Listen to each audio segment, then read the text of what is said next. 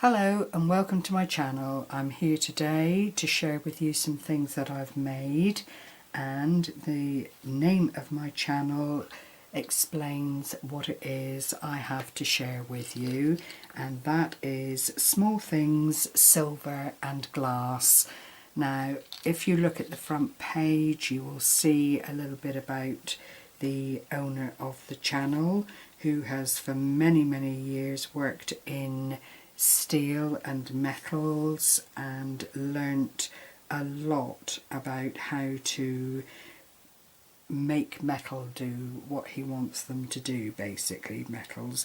He then went on to dabble in silver and has made some beautiful custom pieces, and also put together some pieces for the channel. And from that, and just enjoying the intricacies of working with metal, went on to take a course in glass and jewellery beading. The torch work, as it's called, is the art of changing rods of glass into specific pieces, circles, flats, anything you care to mention really, providing skill and time allow. And he's put together these items for you to look at as an opener to the channel.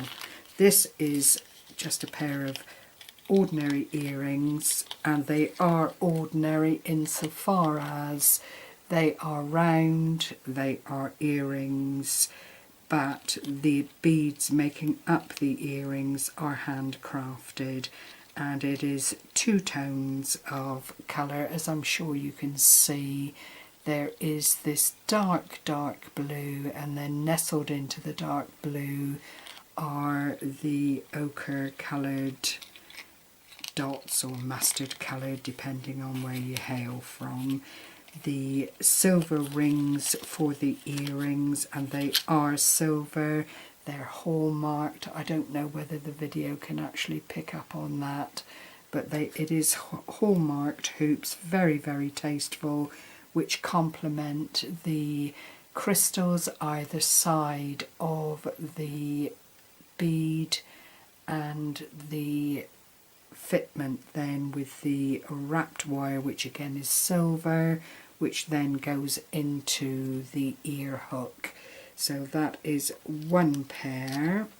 Then there's this colour. At the moment it's small beginnings, but hopefully you'll like what you see and decide that you might like to come back. And thinking about birthdays and special occasions, it's always nice to have something that is totally unique. There are, as with everything, only so many things you can do with coloration and technique, but it's what you do with it afterwards. And the owner of the channel, Gary, has decided that he's going to make all his fitments and wires using sterling silver bought in the UK, and he will adhere to many of the legal requirements around using precious metals in his jewellery making. So that's the second pair. Then there's the ladybird pair, as I call them, and it's a reverse ladybird really. It's a dark background with these lovely red spots, but it is very tasteful, again with the crystals either side on the silver wire. So those are the three pairs of earrings. He has also made these rather lovely little pendant drops of glass, and they just have that blossom of colour from the base up through into the teardrop shape.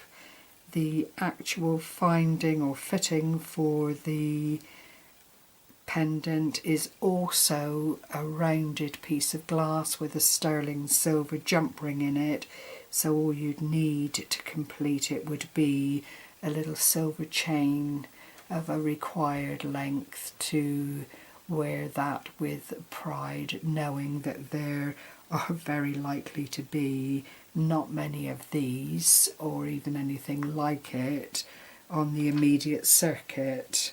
The other thing Gary makes are these bird bead cages, and the bead here is like a sandstorm. It's beautiful, beautiful rustic colours in the oranges and the yellow, and they're just swirled around and then encased in this sterling silver wire worked cage with a separate jump ring on the top, again to apply to a silver chain or onto a bracelet if that was what you wanted to do. It's entirely up to you. And there is also something here for the men, and this is absolutely exquisite. It's handmade, again in the sterling silver. Absolutely an original design. Gary spent a good while putting this together, and it's actually a tie pin. As you can see, it is hallmarked. All the filigree on the handle here has been done and soldered into place. There's a tiny gem in the shaft of the sword, a finishing gem on the top here, very, very tiny, but it's there.